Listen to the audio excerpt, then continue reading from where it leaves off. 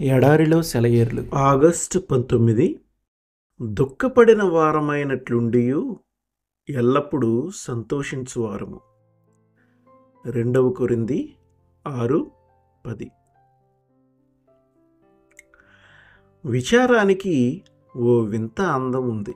వెన్నెల కాంతి మర్రి చెట్టు ఆకుల్లో గుండా చీకటి నేలపై పడి అక్కడక్కడ వెండి జలతారును ఒలకబోసినట్టు ఉండే అందం ఇది.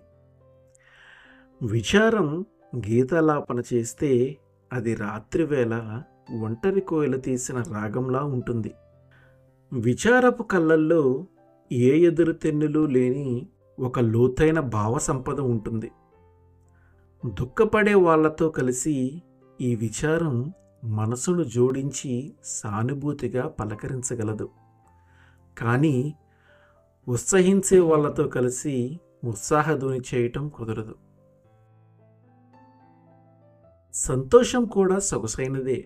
దాని అందం వసంత శోభ లాంటిది. దాని కళ్ళల్లో పసివాళ్ళ అల్లరి నవ్వులుంటాయి. దాని తల వెంట్రుకల మీద పసిడి సూర్యకిరణాలు తలుక్కుమంటాయి. సంతోషం పాట పాడితే దాని ధ్వని తెల్లవారుజామున పక్షుల కిలకిల రావంలా ఉంటుంది.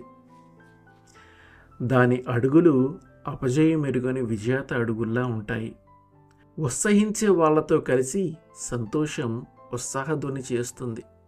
కానీ ఏడ్చే వాళ్లతో కలిసి సానుభూతిగా ఏడవటం దానికి తెలియదు. మా ఇద్దరికీ పొత్తు కుదరదు విచారం అంటుంది. ఎన్నటికీ కుదరదు సంతోషం అంటుంది.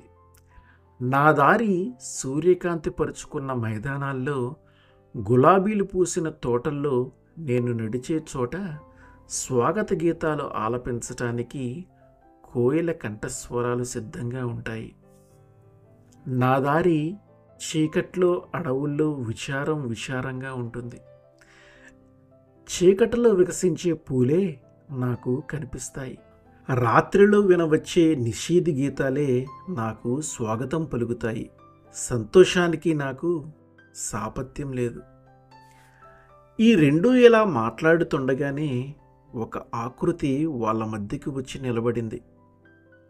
ఆయన టీవీని చూసి ఆ పరిశుద్ధ సన్నిధి శక్తి అనుభవైక వేద్యమై అవి రెండూ ఆయన ముందు మోకరిల్లాయి. ఈయన సంతోషానికి రాజు. విచారం నోరు విప్పింది. ఈయన తలపై ఎన్నో కిరీటాలున్నాయి. ఆయన చేతుల్లోనూ కాళ్ళకి ఉన్న మేకులు, గాయాల గుర్తులు ఆయన సాధించిన ఘన విజయాన్ని చాటి చెప్తున్నాయి. ఈయన సమక్షంలో నేను పూర్తిగా కరిగిపోయిన అమర్యమైన ప్రేమగాను సంతోషంగాను రూపుదిద్దుకుంటున్నాను. నన్ను నేను ఆయనకు సమర్పించుకుంటున్నాను. విచారమా? అలా కాదు. సంతోషం మెల్లిగా పలికింది.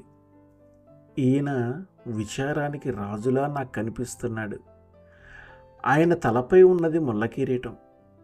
ఆయన చేతులకి కాళ్ళకి ఉన్న గాయపు మచ్చలు ఆయన పడిన కఠోర హింసకి చిహ్నాలు. ఆయనకు నన్ను నేను సమర్పించుకున్నాను.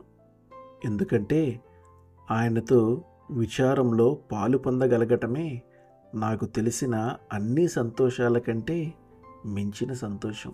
అయితే ఆయనలో మనమిద్దరం ఒక్కటే. ముక్తకంఠంతో అరిచాయి సంతోషం, విచారం. ఆయన తప్ప మనిద్దరినీ ఏకం చేయగలిగే వారెవరూ లేరు. చేతిలో చెయ్యి వేసుకొని విశాల ప్రపంచంలోకి ఆయన వెంట సాగిపోయాయవి రెండు. గాలివానైనా, సూర్యుడు నవ్వే వెలుగైనా, వణికించే చలికాలమైనా, పులకింపచేసే వసంతమైనా ఎప్పుడూ సంతోషిస్తూ ఆయన్ను అనుసరిస్తూ. విచారం నీ భుజంపై చెయ్యి వేసి నీ సాహచర్యంలో నీ వెంట నడిచిన నీ చెల్లికాడుగా ఉన్న సంతోషం రోజురోజుకి నీకు దూరమైన అవాంతరమేదో వచ్చినట్టు బెదిరిపోకు. విచారం నీకోసం దేవుని సందేశం. రేపటి రోజున దానికోసం కృతజ్ఞతలు చెబుతావు నీ దేవునికి. రాత్రిని ధరించి వచ్చిన దేవదూతే నీతో ఉన్న విచారం. విశ్వాసంతో నడవాలి తనతో కలిసిమెలిసి. ఆమేన్.